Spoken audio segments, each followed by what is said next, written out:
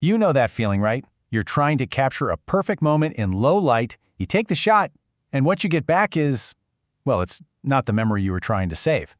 So the big question is, can a new kind of AI finally rescue our photos from the dark? Let's get into it. Just picture it. You're at a candlelit birthday dinner. Maybe you're looking at a gorgeous city skyline at dusk, or you're at a concert for your favorite band. You pull out your phone, you snap a picture, and the result? It's just a grainy, noisy mess. All the detail, all the color, all the feeling of that moment, poof, gone. Just lost in the digital darkness. For years, sure, we've had tools to brighten photos, but let's be honest, they often create as many problems as they solve. So the real question is, can AI do more than just crank up the brightness? Can it actually intelligently reconstruct a photo and save those memories? That is exactly what we're here to find out. Okay, let's dive into the problem itself. The challenge with low-light photos isn't just that they're dark. It's really three things at once.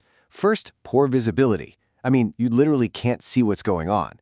Then there's all that digital noise, that grainy texture that covers everything. And finally, super low contrast, which makes the whole image look flat and totally washed out. Now, people have been trying to crack this for decades, long before the whole AI boom. We had some pretty standard techniques. But as we're about to see, these early attempts, well, they usually came with their own set of new and sometimes even worse problems. Yeah, the classic methods were basically a blunt instrument. Take something called histogram equalization. It just aggressively stretches out the light values in a photo, which often creates these weird, unnatural patches of pure white or solid black. Then there's Rednex theory, which tries to mimic how our eyes see color. It's a cool idea, but in practice, it often gets the colors all wrong, leaving you with a bright photo that has this bizarre, unnatural tint to it. So you'd think modern AI, with all its deep learning power, would just solve this, right? And it was a huge leap forward, no doubt. But it turns out that even the smartest, most sophisticated AI models can get totally confused by the chaos inside a really dark, noisy picture. In the AI toolbox for images, you've really got two main players. On one hand, you have CNNs, which are fantastic at looking at tiny little patches of an image and recognizing textures and fine details.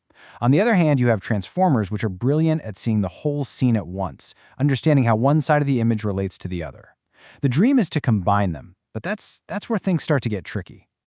In fact, the researchers behind this new breakthrough say it themselves. They point out that even a cutting-edge model, one called ResearchPaper, when you throw real-world dark photos at it, often spits out images with unnatural color intensity. Basically, the AI is incredibly powerful, but it's flying completely blind in the dark. And this brings us to the aha moment of this whole thing, the central idea. If the AI is getting lost in the darkness, what if you could give it a map, a guide that it could trust no matter how ridiculously dark the photo is? And that map is what these researchers call structure priors. This is the key. A structure prior is the fundamental outline of all the objects and shapes in your photo. It's like the image's skeleton. And the amazing thing about this skeleton, the edges of a face, a building, a car, is that it doesn't change whether the lights are on or off. It's stable. Here's the best way to think about it. Imagine the AI is this incredibly talented artist.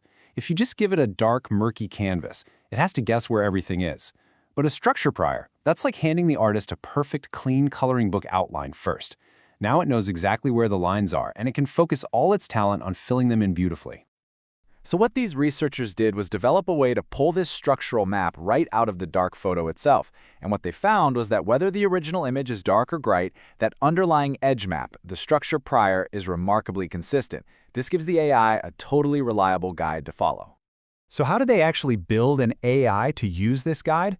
Well, they created a new model, and they called it SG-LLIE, which is short for Structure Guided Low Light Image Enhancement.